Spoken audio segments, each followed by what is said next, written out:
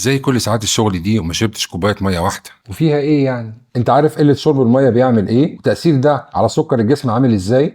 انا دكتور تامر خميس وجاي النهارده اكلمك في حاجه مهمه جدا، ازاي قله شرب الميه بتاثر على مستوى السكر في الدم. خليني اقول لك، لما جسمك ما يبداش ياخد الكميه الكافيه من الميه، الدم ساعتها بيبدا يتقل، بيبقى عامل شبه الزبادي كده، وده بيخلي البنكرياس بيجد صعوبه في انه يفرز كميه الانسولين الكافيه عشان يظبط نسبه السكر في الدم.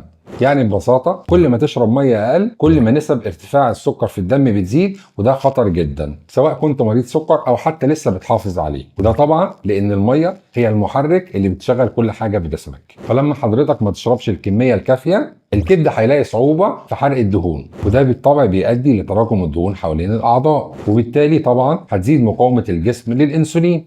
لو جسمك فيه جفاف بتحس بتعب أكتر وجوع كاذب، وده بيخليك تروح تاكل حاجه مسكره بدل ما تشرب الميه، وده طبعا هيرفع نسبه السكر اكتر واكتر. تعالوا نتكلموا بالارقام والادله. شرب الميه الكافي بيقلل خطر الاصابه مش بارتفاع السكر بس، وكمان مشاكل القلب والشرايين بنسبه كبيره جدا. وخليني اقول لك ان الجسم الطبيعي محتاج من 2 ل 3 لتر يوميا، يعني تقريبا 8 كوبايات ميه. لكن المشكله الكبيره ان في ناس كتير ما بتوصلش حتى لنص الكميه دي. انت متخيل ده؟ طب الحل ايه يا دكتور؟ الحل بسيط جدا. رقم 1، لازم تخلي معاك ازازه ميه طول الوقت علشان ما تنساش تشرب. ويا سيدي لو انت بتنسى حاول تستخدم اي تطبيق من التطبيقات الجديده على الموبايل اللي بتفكرك امتى تشرب ومواعيد الشرب ايه. وهقول لك حاجه يا سيدي، لو زهقت من شرب الميه لوحدها ممكن ساعتها تزود شرايح ليمون او خيار، حاجه هتفتح نفسك. انا عايزك تكون عارف ان جسمك عامل زي العربيه، ما ينفعش تمشيها من غير بنزين، والميه هي البنزين بتاع جسمك. كل ما هتهتم بيها كل ما صحتك ومستوى السكر في الدم هيبقى في امان. خدها نصيحه مني، ما تستناش جسمك يطلب الميه بصوت عطشان، خليك دايما سابق بخطوه. اشرب ميه وعيش بصحه احلى واهدى. مع دكتور سكر كل يوم باذن الله هننتصر على عاده غلط وهنحولها لمصلحه جسمك. استنونا.